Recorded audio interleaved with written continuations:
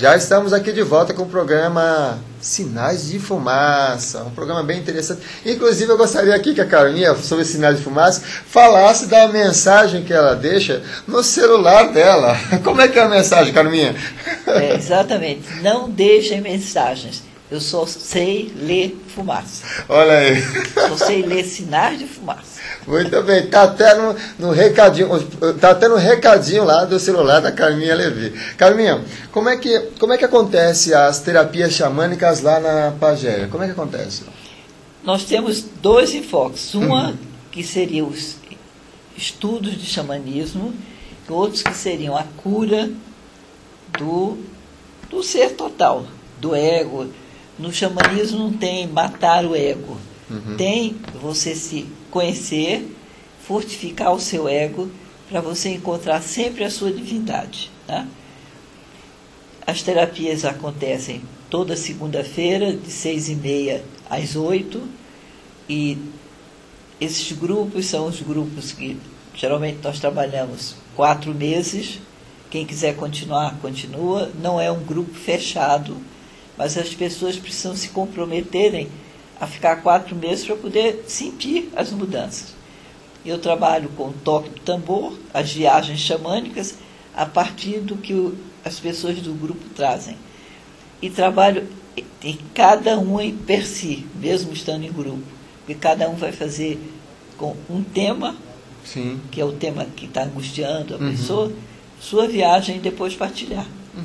Casando com esse nosso tema da terapia xamânica, como é que você vê, ou como é que é vista as doenças no contexto xamânico? Então, a doença sempre é o caminho de cura. Tá? Tanto que o xamã é o arquétipo do curador ferido. É muito importante que a gente conheça o nosso calcanhar de Aquiles através de conhecer as sombras. E é sempre, a doença é uma possibilidade. Sim. Muito grande de desabrochar, sempre ampliando a consciência.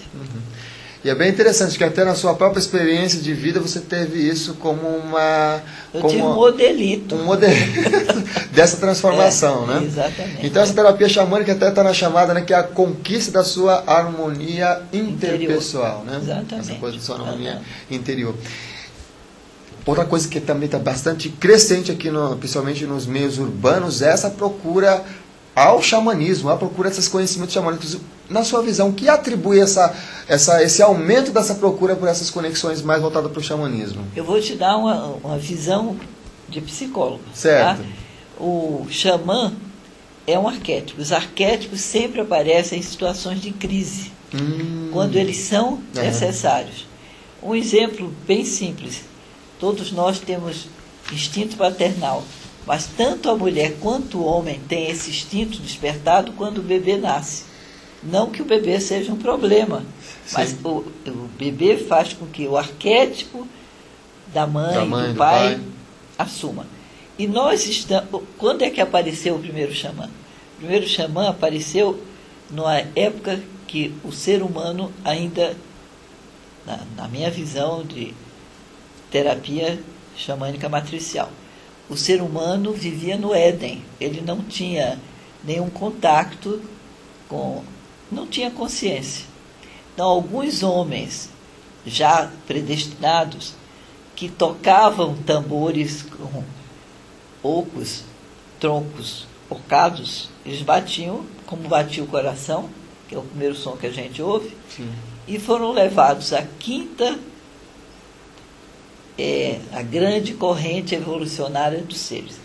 A quinta etapa dessa corrente, onde vive o mundo dos arquétipos, inclusive o arquétipo do divino.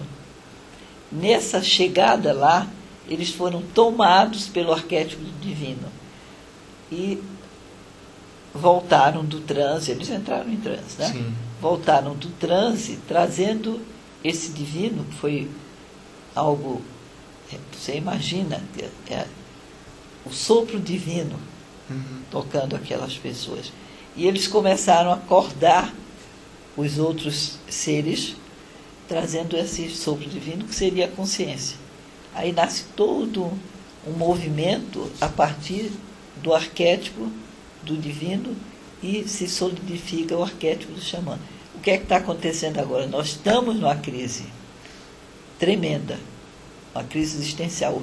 O arquétipo do xamã está sendo chamado.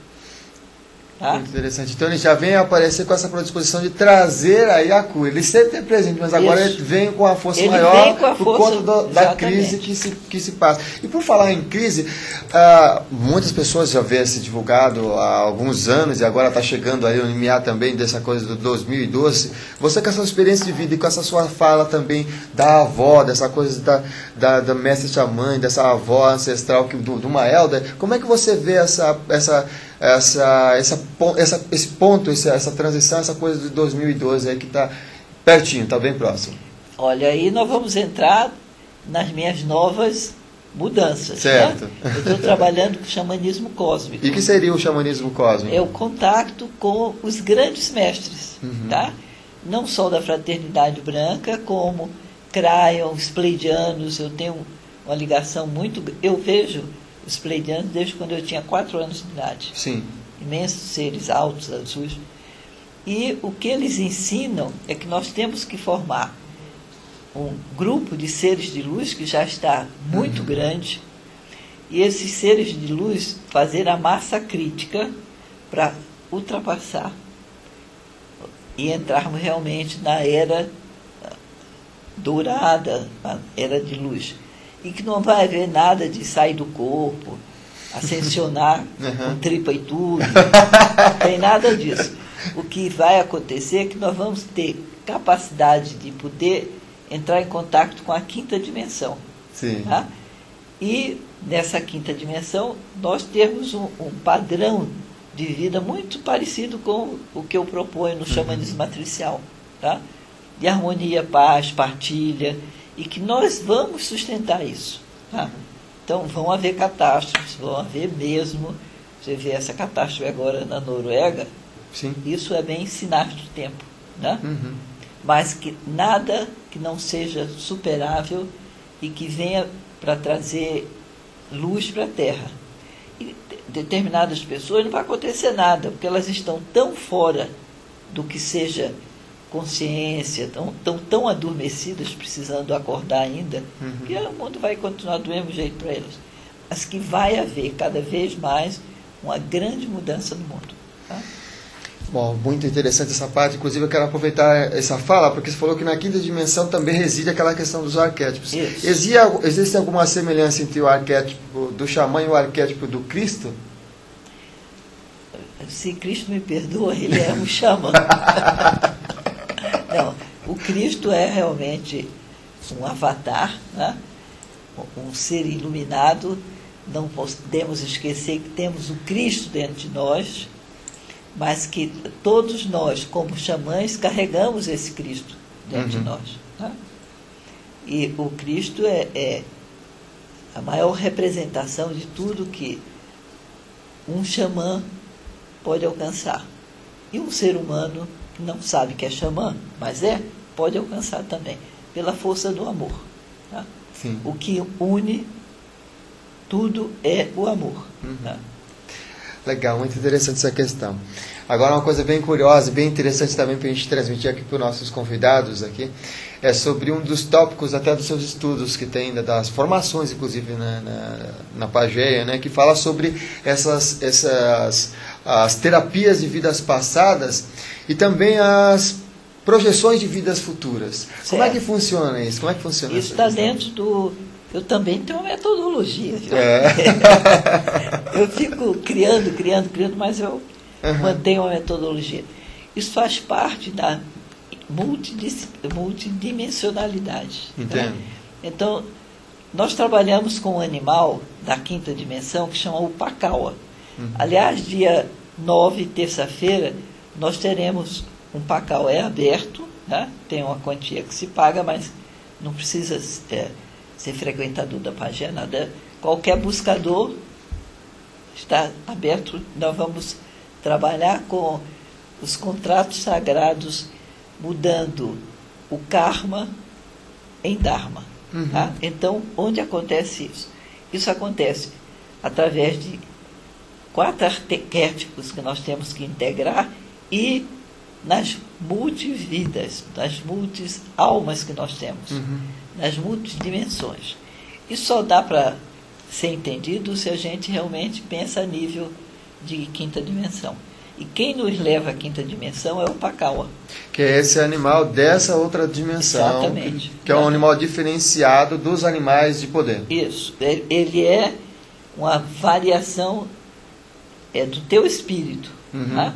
Mas ele tem essa ligação com o divino. Ele pode, o dom dele é fazer você caminhar para a vida futura, vida passada, vidas paralelas. Isso é incrível, várias experiências que a gente tem vivido com vidas paralelas. Por exemplo, se uma pessoa está passando por uma crise ou um processo difícil e ele quer ter um futuro melhor, onde ele tenha maior possibilidades, até material, financeiras, ou até de relacionamento com outras pessoas, através desse trabalho com o Pacauá... É perfeito, porque assim, além de a quinta dimensão, na quinta dimensão existe os potenciais. Os potenciais são muito mais do que talentos. Sim.